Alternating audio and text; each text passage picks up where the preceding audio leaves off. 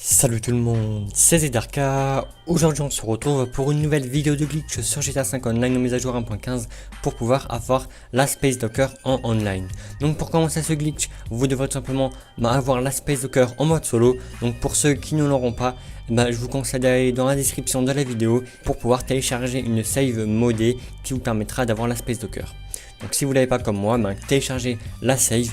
Une fois que vous l'avez, vous devrez simplement l'extraire avec WinRAR une fois sur votre PC et vous devrez la copier sur votre PS3 comme je l'ai montré dans la vidéo. Et donc une fois que vous avez bien fait cela, donc une fois que vous avez la Space Docker, soit avec la save ou tout simplement en jouant normal, vous allez tout simplement devoir vous retrouver sur GTA 5 en mode solo et vous devrez tout simplement prendre la Space Docker et vous retrouver à l'entrée de Los Santos Custom.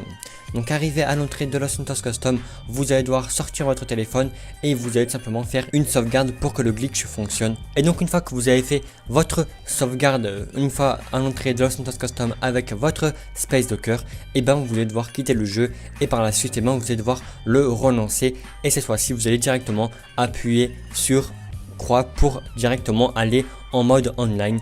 Et donc une fois que vous êtes arrivé sur GTA 5 Online, vous devrez tout simplement faire flèche du bas et vous devrez choisir Franklin car c'est lui qui possède la Space Docker. Donc pour les personnes qui n'auraient pas la save modée, qui auraient eu la Space Docker légalement, vous devrez choisir le personnage avec lequel il y a la Space Docker. Donc arrivé en mode solo avec ce personnage là, vous devrez le plus rapidement possible faire start pour par la suite le plus rapidement possible aller dans la catégorie jeu et vous devrez charger tout simplement la sauvegarde que vous avez auparavant fait devant le Los Santos Custom. Et donc une fois que vous avez bien chargé cette sauvegarde, donc vous aurez un petit chargement et tout, et arriver devant ce Los Santos Custom avec votre Space Docker, vous devrez tout simplement rentrer dedans et arriver dans le Los Santos Custom avec votre Space Docker, vous allez devoir faire start et vous allez aller dans la catégorie en ligne et vous allez tout simplement aller sur une session. Donc peu importe si vous allez aller sur une session sur invitation, donc ça revient exactement au même, mais je vous conseille d'aller pour commencer dans une session sur invitation car dans une session libre on aura sûrement des petits rigolos qui essaieront de vous détruire votre Space Docker.